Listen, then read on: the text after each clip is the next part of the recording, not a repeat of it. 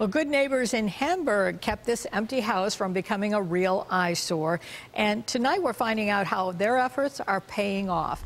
It turns out they may have saved a zombie property from bringing down the rest of the neighborhood because they took responsibility to keep it maintained. Call for Action's Al Vaughters first brought us this story, and he's here tonight with an update. Al? Well, Jackie, they call it zombie property because no one lives there due to it being foreclosed. But as long as the house sits empty, it's a nightmare for neighbors. But the neighbors chose to fight back. Well, I hope something gets done soon, before wintertime comes. Dick Conklin and his neighbors are more hopeful than ever changes are about to come to this vacant house on Glenwillow Drive. More than 2 years ago, the owners moved out after the bank foreclosed on the mortgage. But the bank did little to keep the property from becoming an eyesore. When situations like this happen, they shouldn't just leave.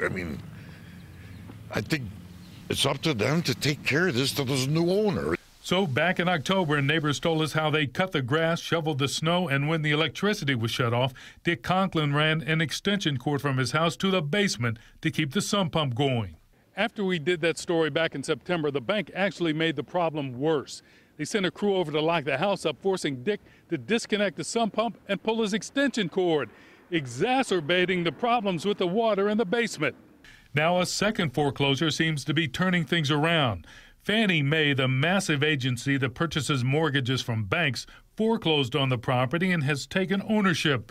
The property is now managed by a local realtor who met with neighbors over the weekend. You might have neighbors again.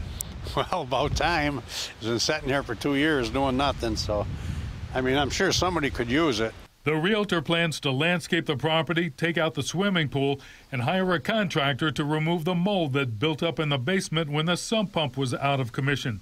It's a bonus for folks on Glenwillow Drive who refuse to surrender to their neighborhood zombie. We weren't going to go over there and start painting or anything, but it's all we could do. You pretty hopeful now? Yep. Once those improvements are made, the realtor plans to put the house back on the market. If everything goes as planned, the for sale sign could go up by the end of the month and that zombie property would come back to life.